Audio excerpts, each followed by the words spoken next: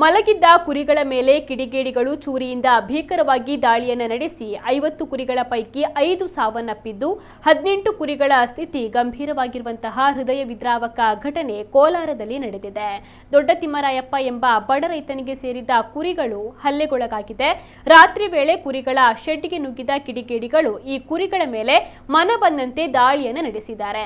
ಇದರಿಂದ 5 ಕುರಿಗಳು ನರಳಾಡಿ ಪ್ರಾಣ ಬಿಟ್ಟಿವೆ. ಅಲ್ಲದೆ ದುಷ್ಕರ್ಮಿಗಳು ಕೆಲವು ಕುರಿಗಳನ್ನ ಕತ್ತು ಸೀಳಿ ಬರ್ಬರವಾಗಿ ಹಲ್ಲೆಯನ್ನು ನಡೆಸಿದ್ದಾರೆ. ಇದರಿಂದಾಗಿ ಕುರಿಗಳ ಸಾವಿನ ಸಂಖ್ಯೆ ಹೆಚ್ಚುವ ಸಾಧ್ಯತೆ ಇದೆ ಎಂದು ತಿಳಿದು ಬಂದಿದೆ. ಬೆಳಿಗ್ಗೆ ಎಂದಿನಂತೆ ಮಾಲೀಕ ಶೆಡ್ಗೆ ಬಂದಾಗ ಈ ಘಟನೆ ಬೆಳಕಿಗೆ ಬಂದಿದ್ದು ದೃಶ್ಯ ಕಂಡು ಬಡ ರೈತ ಕಣ್ಣೀರು ಹಾಕಿದ್ದಾರೆ. ಸದ್ಯ ಈ ಬಗ್ಗೆ ಮಾಹಿತಿಯನ್ನು ಪಡೆದ ಪೊಲೀಸರು ಘಟನಾ ಸ್ಥಳಕ್ಕೆ ಭೇಟಿ ನೀಡಿ ಪರಿಶೀಲನೆಯನ್ನು ನಡೆಸಿದ್ದು ಕಿಡಿಗೇಡಿಗಳ ಪತ್ತೆಗಾಗಿ ಬಲೆ ಬೀಸಿದ್ದಾರೆ.